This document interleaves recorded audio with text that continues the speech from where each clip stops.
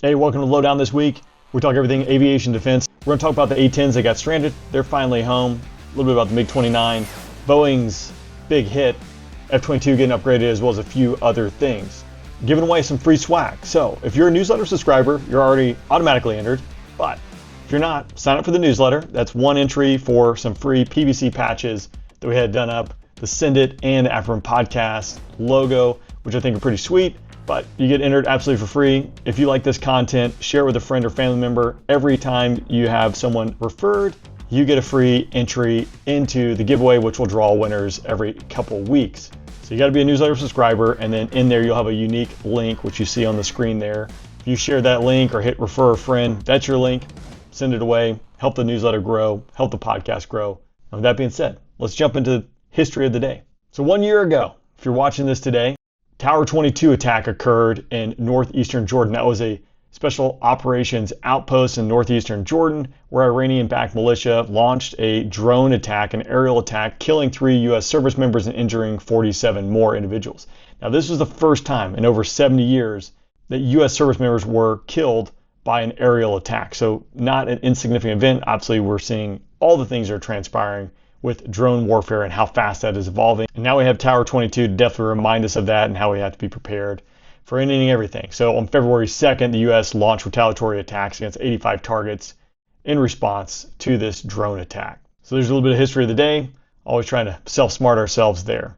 On to the threat of the day, which is the MiG-29. Initially produced by the Soviet Union, entering initial operating capability in 1982. That's IOC, which we'll use that term a little bit here in a minute, but has since been upgraded, modified with numerous variants, including both a naval and land variant. It's been exported to numerous countries. Check out the newsletter if you want some more details, but it is an advanced multi-role fighter.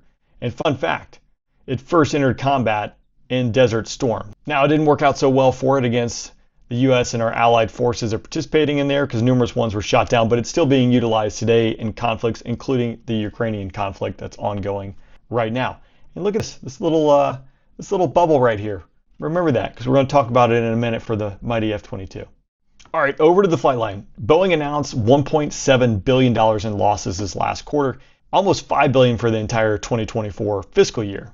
Numerous setbacks with the KC-46, the T-7, Air Force One, the VC-25, and the MQ-9 Stingray have all just racked up all these extra costs in these fixed price contracts. And I want to dive into the T-7 just a little bit as we go down a rabbit hole, and then we'll jump back what's going on. Now, this is somewhat applicable because just last week, Boeing and the Air Force reached an agreement to delay milestone C, which is the production milestone for the T-7. Now, the T-7 is the Air Force's newest jet trainer that's going to be replacing the T-38, which first flew in 1959. The T-38s that I flew, my buddies flew, and are still flying today, rolled off the assembly line in 1960s and early 1970s.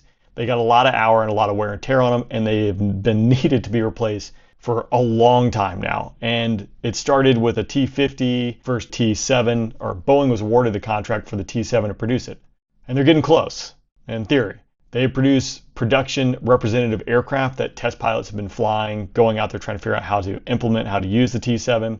So this delay, the Air Force agreed, hey, we can push everything back a little bit more while you keep sorting stuff out, but you have to give us 4 additional production representative aircraft for testing in 2026. So that's the deal, but it's going to push everything back, now saying 2027 for IOC, again, that initial operating capability, so being able to train pilots, that's what the mission of the T-7 is, potentially 2028, the way things keep going. So we'll see how that pans out.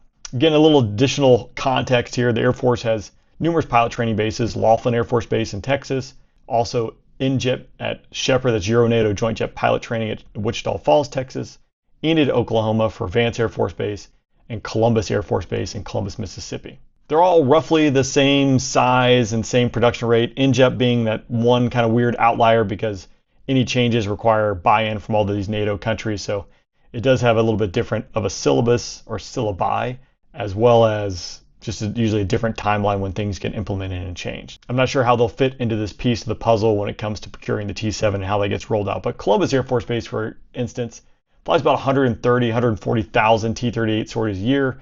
The T-7 by 2030 is supposed to fully onboard the T-38 mission and take over that.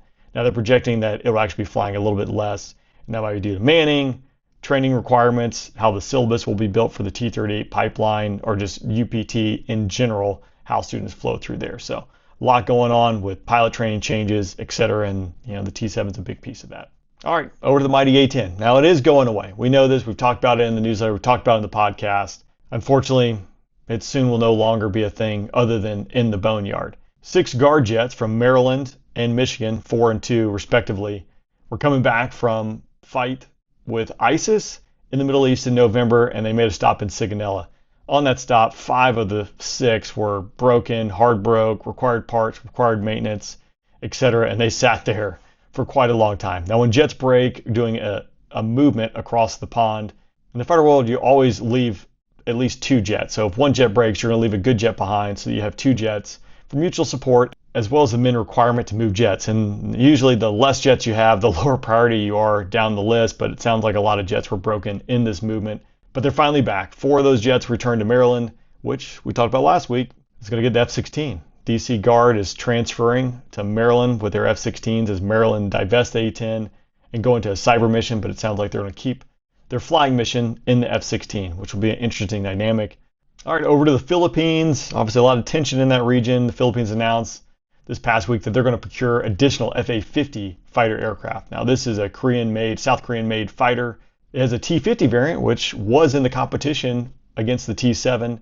It was obviously won by the T-7 and Boeing. The T-50 would have been produced by Lockheed Martin, but South Korea produces this as a fighter aircraft, multi-role, and the Philippines are going to buy more, kind of a low-cost fighter.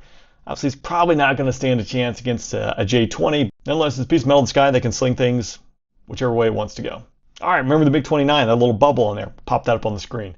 They're getting the IRST, the Infrared Search and Track. It's called the TAC-IR, the Tactical Infrared Search and Track System, which is awarded to Lockheed Martin, and it sounds like this rollout is going to happen pretty quick. So having an IRST allows a fighter aircraft to have a passive sensor sitting out there on the nose that's looking for heat signatures off in the distance. One benefit from it that, as it's out there scanning for heat signatures, it's not emitting like a radar various electrons that can be soaked up and absorbed and give away your low observability depending on what the enemy has out there to detect you. So the F-22 getting the IRST.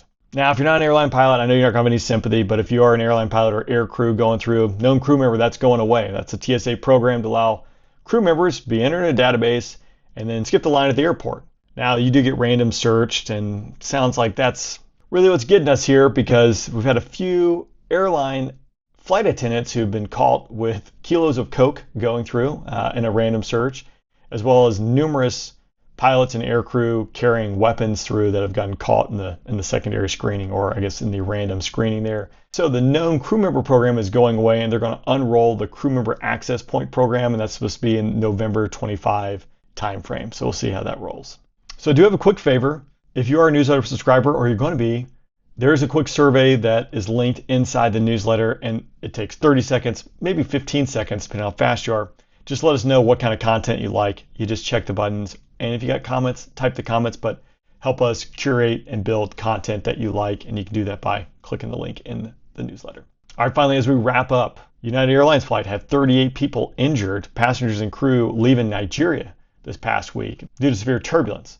Now, they ultimately returned back to Lagos, where they took off from about 3 hours after it, and several people went to the hospital. So, you always hear the captain say, leave your seatbelt on, even if the sign's off, and you never know when you're going to run into turbulence, especially if you're over spots that necessarily don't have the best weather reporting and weather predictability, much like the middle of Africa, I imagine, doesn't have a whole lot of coverage. So you're just relying upon models and things like that. So if you're in your seat, wear your seatbelt. I don't know if that's what happened here, but I'm going to make an assumption and say that it's what it was. All right, that wraps up the newsletter. Make sure you're subscribing. That gives you one free entry into the giveaway, and everyone you refer, that gives you additional entries, as well as works you up the ladder for more additional free Afterburn podcast swag. So I'll see you next week.